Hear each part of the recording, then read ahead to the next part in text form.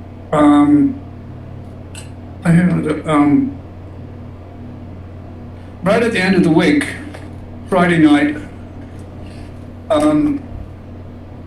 we finished up the gig, and this guy walks towards me wearing a beige suit, and he had a full beard and a matching beige waistcoat and a kipper tie, you know. So as he got closer, I recognized that's Keith Moon, you know.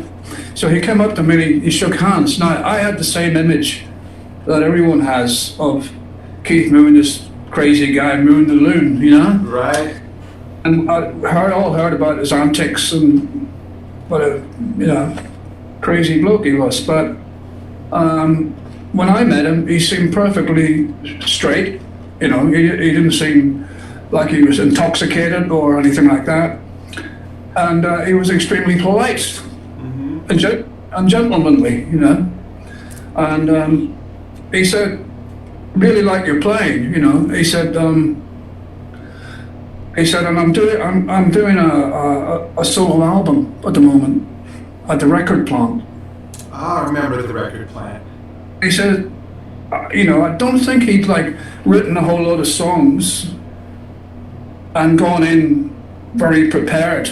Right. Because in those days, there was a lot more money flying around in the record industry. Yeah. And bands could go in and spend months and years in the studio. Creating. Yeah. So he said, it's all very loose. And he said, I'm just inviting friends, you know, people, musician friends, and down to the studio and spontaneously see what comes out, you know. He said, would you like to bring the lads in the band, come down to the studio, and we'll have a blast and see what comes out, you know. Oh, wow. So he took out a little packet of matches from his jacket, and it's like, you know, like the type you have, the complimentary things you used to get in hotels. Yeah. That thing with and I had the hotel's details on it. Right. This was from the record plant, you know, the studio.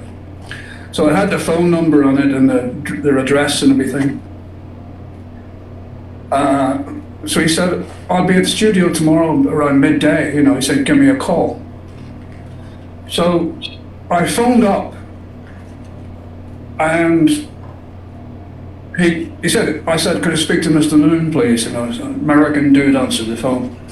He said, he's just popped out for a while. He said, leave your number, I'll get him to call you back, you know. But the timing was all wrong, because we were booked on a flight the very next morning to carry the rest of our tour, you know. Yeah. So it never materialized, you know. It would have been a lot of fun if it had, I'm sure it would have been. Yeah. Wow, what a story, though. And, you know, he's a drummer, and he's making a solo album, and he's asking another drummer to come and play on it, you know. Yeah. But as Keith Moon, I wasn't going to argue about it, you know. That's right. Or ask too many questions, right? Because I was looking through YouTube a while back, and I saw something, interview with Keith Moon, and it was one of the chat show hosts, one of the well-known ones. I can't remember offhand which one it was, but he was a guest on a chat show host. And so I watched it, and he was wearing exactly how I was when I met him. Oh wow, how funny!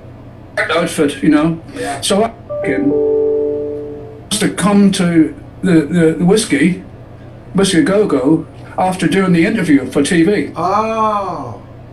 He must have come straight there. Yeah. Because exactly the same clothes, the full beard and everything, you know. Yeah. So it was probably Johnny Carson back then on The Tonight Show. And I think I vaguely remember that. I'd have to look that up, but that's what it sounds like. Yeah. That would have been close by as well. Yeah. Interesting. In Burbank, just right over the hill. Let's see if we have any questions. Anyone have any questions for Les? There's so much more to talk about. Here's a comment from Frank DeCoster who says, Les Bing's work with Judas Priest on the legendary Unleashed in the East is just legendary as the album itself. It's a mix between timing, punch, subtlety, and diversity. For me, and I bet for many others it's an absolute milestone. That's a great way to describe that album and your playing on it. You know, I think a lot of people who aren't into heavy metal have a very one-dimensional picture of what that music is all about. But it is diverse, and there is subtlety, there are dynamics, you know, and I think a lot of people outside of that realm just have no idea, you know. That must have been fun. Yeah, I approached it. A lot of my influences came out in the music, and Priest was actually the first time I played in what became known as a heavy metal band. Right. And if you listen to some of the earlier stuff, you wouldn't put it in that category. You know, it's sort of a little bit, right, a bit of prog rock and a bit of, you know, hard rock, whatever. Yeah. The music got heavier over the years, and I think I was working with Eric Burdon before I got involved with him, just on a tour with Eric.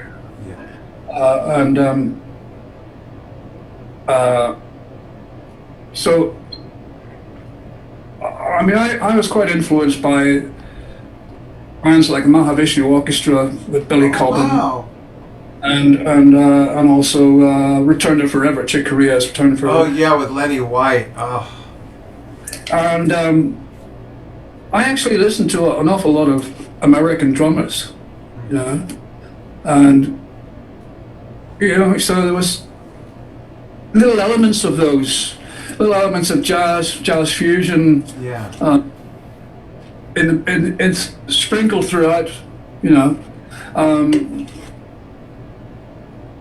I've always tried to use a little bit of finesse in my playing and use dynamics, you know. Yeah. There's a lot of drummers that just play on one level. Yeah. You know, and I like to use dynamics and bring it up and down, that sort of thing. Yeah. Oh, it works so well with the music, yeah. And the fans in Japan, I mean, what a great energy vibe to work off of to record a live album, right? They're just so fanatical there. Well, there's a bit of a negative side to that, because it was over that album that I ended up leaving the band. Yeah. Right? Because, as I said, Simon worked with him as a session drummer, and I got involved on a session level, so I wasn't contracted to the record company. Right. And when we went into the studio, I would sit down with their manager, and I would negotiate a fee for that record. Mm-hmm. And when we went to Japan, I think it was our second tour of Japan, okay. And I just had an endorsement with Pearl Drums at the time, mm-hmm. And they just delivered a new set of drums to the venue that we were playing at, and my drum tech and I went down to the venue in the early afternoon to get the kit set up for the very first time, and I had to tune all the drums, and some of the pedals were new. They brought out whole new pedals, right. which I had to get used to very quick. And normally there'd be a small hole in the front reso head at the front. Right, the bass drum. Yeah. Yeah. But it took the time to do that, you know. So I put some damping inside the bass drums, but I still had the complete front head on, you know. And so the bass drums just mic'd up from the from the front of the head? Yeah. Yeah. And later on I cut some holes, but when that album was recorded, there's no holes in the front heads. And took me a while to get it all tuned up and everything, you know, and when you're playing a new set of drums, you know, especially with new pedals, because it changes the feel. Yeah. Eventually, I noticed that there was another, apart from the PA crew, there was another bunch of guys bringing in extra microphones, and there was a 24-track mobile recording studio at the back of the building.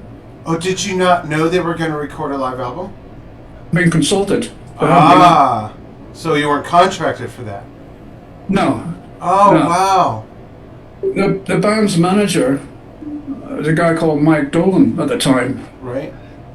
He was with us on the tour, and I said to him, "What's happening about recording, Mike? We didn't discuss, and make any arrangements for recording a live album, No." He said, "Oh, don't worry about it, Les. It's just for CBS Sony's sake, He said, "If we want to do anything we'll sort it out later, And what can you do? You're in the middle of a tour, Yeah. So we went straight from Japan with that kit to do the next American tour. And we spent about 3 months touring America. Mm-hmm. And then we came back to the UK and we had a 2-week tour of the UK. And I think we did a show in Dublin as well, at a big stadium in Dublin. And then we took a break. And when we took a break from touring, usually the guys would start writing new material for the next album, but there'd be a breathing space in between. And I would ring all my session contacts up in London. I'll let them know I'm available, I'm back in town and, I'm around. So I needed to get my drums back,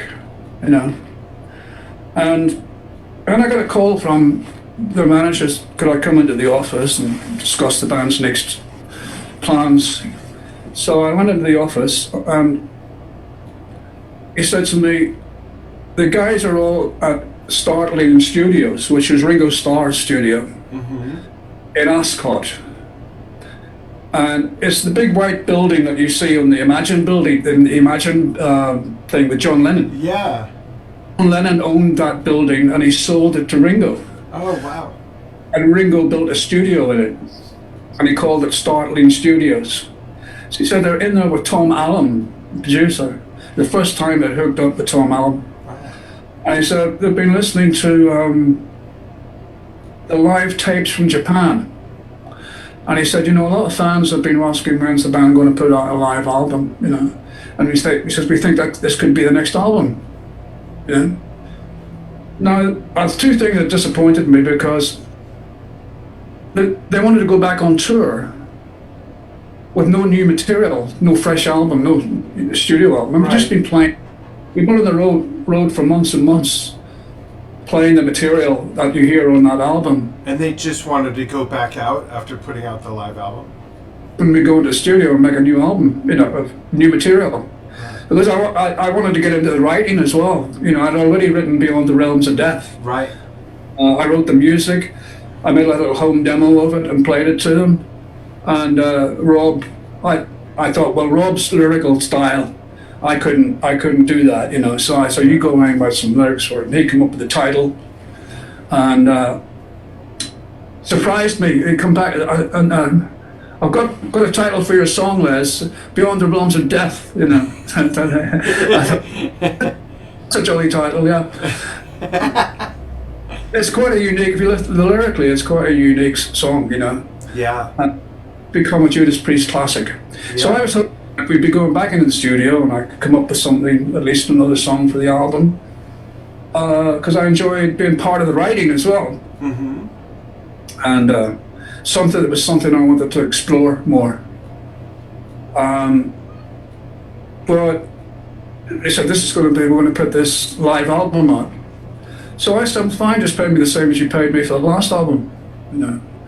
They said, Les, we think it'd be a nice gesture on your behalf if you were to waive your fees on this occasion. They didn't want to pay me anything for the live album. Oh, wow. So that was when the shit hit the fan. Yeah. What, did they give any reasoning? He said, he said, Les, after the British tour, what we just completed. Yeah. The band had ended up 30 grand in the red or something.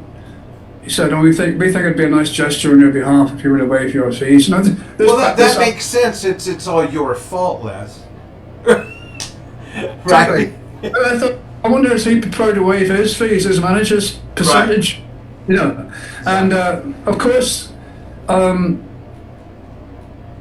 you know, that album actually went on to be platinum. Yeah. So there's a platinum album, and they didn't want to pay me for it. You know. Wow. How did it work out? Or did it work out?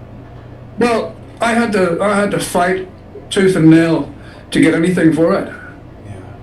Because it's a different situation.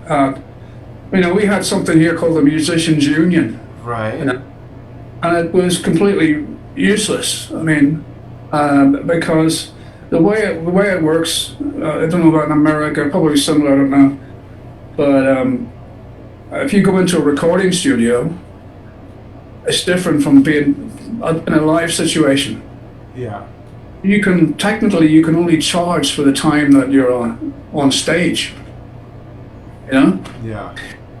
Yet, I mean, I was being portrayed as a band member in every sense of the way, and I was doing all the videos and, you know, promotional stuff, and the photo, whatever, you know. So I was very annoyed, as you can imagine, and I thought, this is not the way I want to be treated, you know. It's like, you know, very disrespectful to even suggest that. Yeah, absolutely. It's crazy. I had bills to pay like everyone else, you know? Yeah. So, yeah, I mean, it was a long drawn out procedure, and it got rather nasty. Not between me and the band so much, because the other thing was that I didn't understand why they didn't invite me down to the Starlight Studios to have a listen to the material that was going to be the next album. Yeah. Well, that was rather strange. You know, nobody in the band contacted me and said, because it's before everybody had cell phones. Yeah, yeah. And so, you know, their manager would have gone to them and given them some cock and bull story, about, you know, maybe in a bad light or something, I don't know. But they would have only had his version of events, you know. Yeah.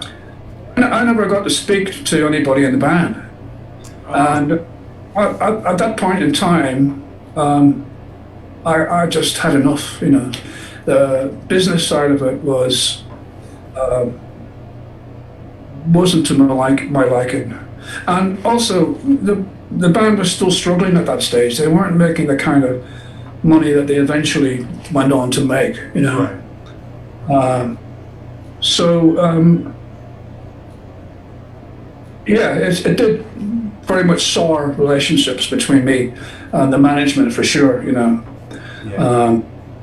But I was kind of in two minds anyway, because I'd always done session work. That's what I was doing before and I enjoyed working with lots of different artists. Doing different things. Challenge of playing in different styles, and I would kind of get tired after a while playing the one thing night after night, you know. Yeah. And the idea of going back on tour and playing all the same material from the last tour, appealed much, you know. I'd have been much more keen on going back into the studio and making a fresh album. Right. But anyway, that's all history now. Yeah. Well, thanks for sharing that. And folks, I'm going to. I got a question that I'm going to read, and I'm also going to play a brief clip of a drum solo by Les, which we're also going to post later in the week with a link to this interview, so that in case you missed it, you can still watch the whole thing. But Laura Ann has a question, and we've only got a few minutes left, and I have one special question for you as well. But Laura Ann asks, how was it recording an album with KK again? Great. You know, Did you guys just like sync right up from the beginning when you started playing together? I did, yeah. I mean, the show we did in in Wolverhampton at KK Steel Mill. We had David Ellison, of course, on bass. Yeah. It was nice to work with David. And of course, Tim Ripper Owens on vocals, who I'd only met briefly once before. Right. It was definitely, I mean, how I ended up getting back in touch with Ken, because I hadn't really been involved with the guys since I left the band. And KK has his own website called KK Steel Mill. Yeah. And I got contacted by an American girl, actually, who did a lot of interviews for that website for him. Oh, okay. So some curious reason they wanted to do one with me. So I did the interview, and then the guy who is the editor-in-chief of that website is from Finland. A good friend of KK's, known each other for years and years. And he wanted to meet me because he's in London quite a lot. So we met up at a hotel, and we had a long chat and stuff. He had all the albums that I'd played on with him. And at the end of the evening, he took his cell phone out, and he was speaking and said, "Do you want to speak to this guy?" He put me on the phone. It was KK. Oh. You know? So that was the first time I'd heard his voice in all those years. Wow. And, you know, he was out of the band several years by now. Yeah. So, and as you know, he had his issues as well. Excuse me. Sure. My ears. Yeah. So we kind of had something in common in that respect. Yeah.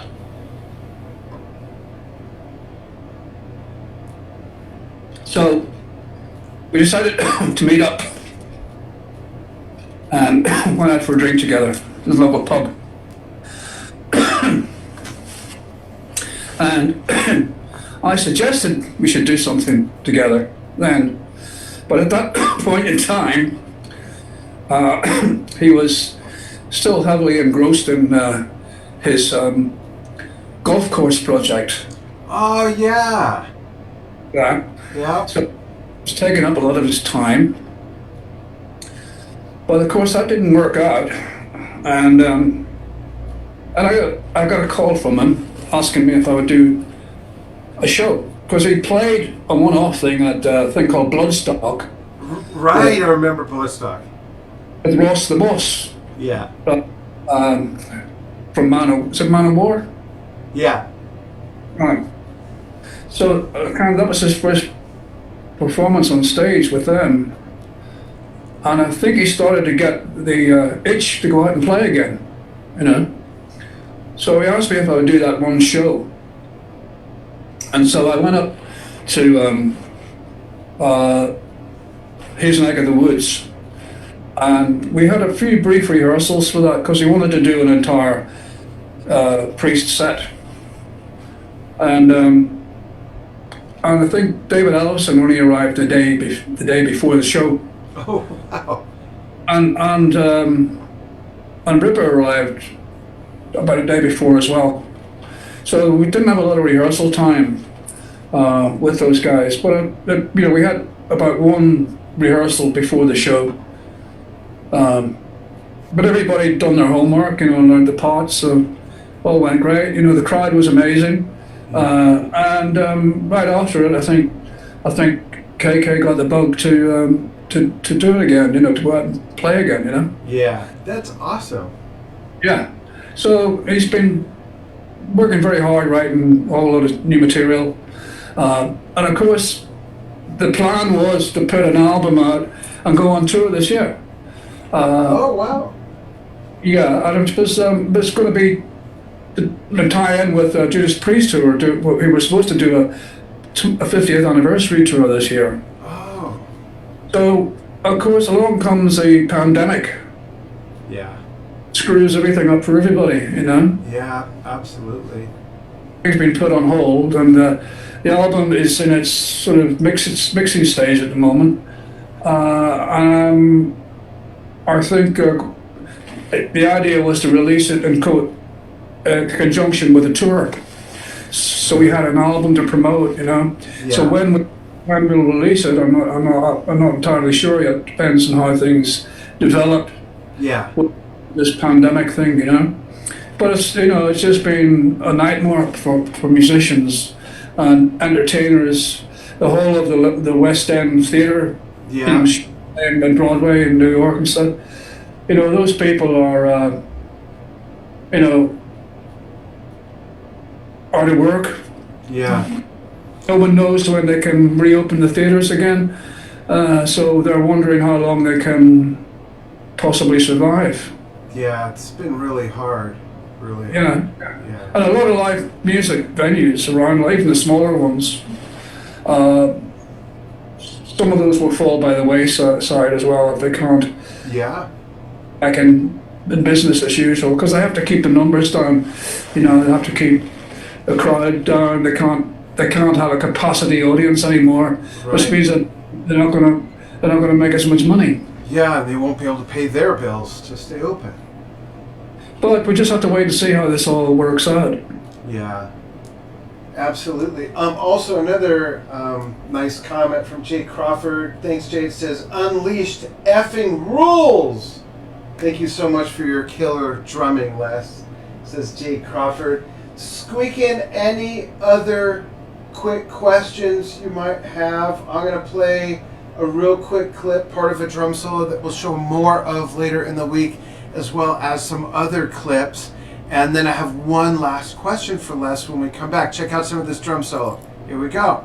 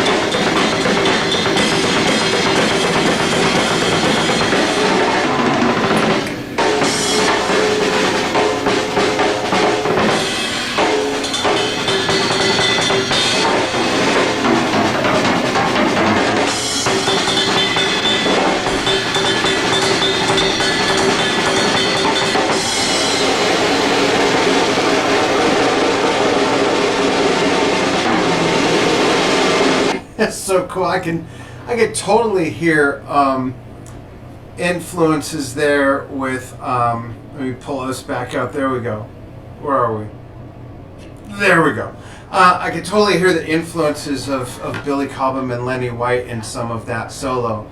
And it's so cool. You know, that's one of the takeaways, folks, whether you're a drummer, guitar player, bass player, accordion player, trumpet player, whatever, is one of the things I love about doing these interviews is often when we as musicians have someone we've been following for years, I think it's sometimes almost a little too easy to put them in a box. And this guy or this girl plays this kind of music, so it must be everything that they've ever listened to.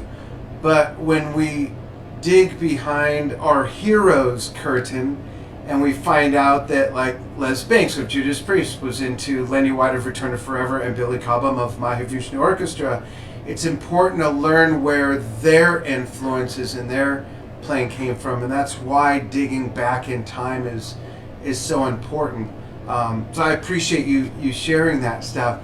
I have actually two last questions. The first one is, on that note, other than the fusion and that jazz stuff, is there anything today, Les, that you listen to and admire that people might be surprised? Like, maybe your guilty pleasure music. So for instance, myself, I love metal. I love Zeppelin, Deep Purple, Queen, prog rock. I love ELPS, Genesis, all that stuff.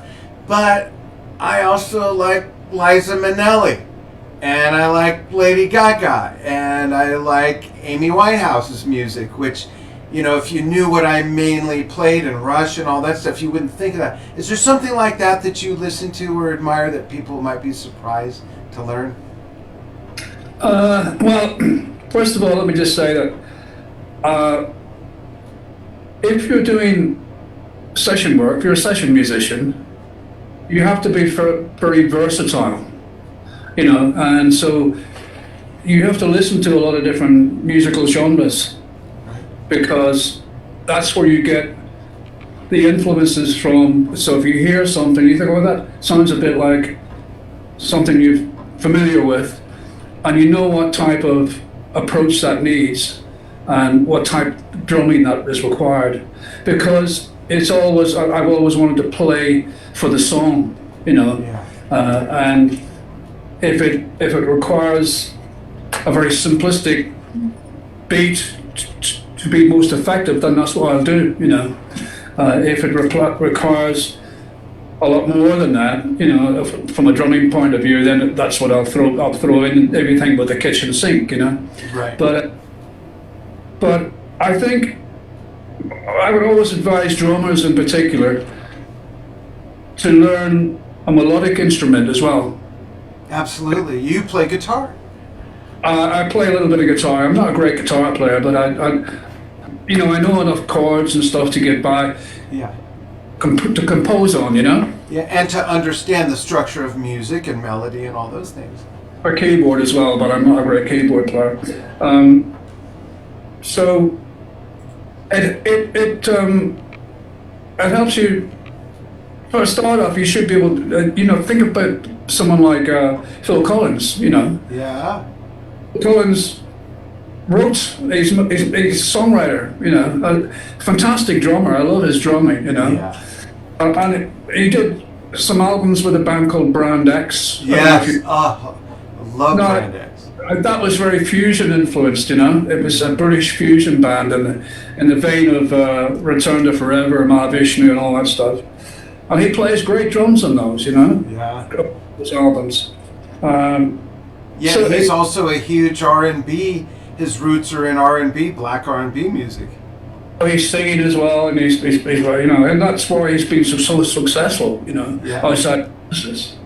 So it's always good for drummers to learn a melodic instrument, to get them into thinking about composing and how the other musicians function as well, you know. Yeah, absolutely. So, and also to listen to a lot of different styles of music. I've always thought there's only two types of music, good and bad, you know, and I've never been a big country music fan, you know. Yeah.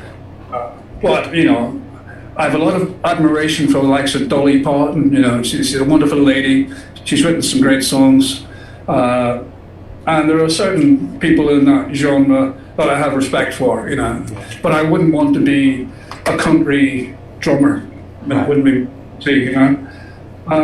But the more music, the wider the spectrum of music that you listen to, the wider your own vocabulary is in music, you know.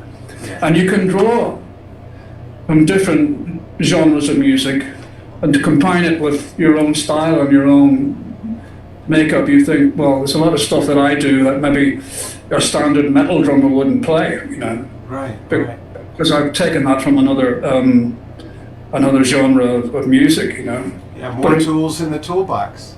But it works in that context, you know. Yeah. So,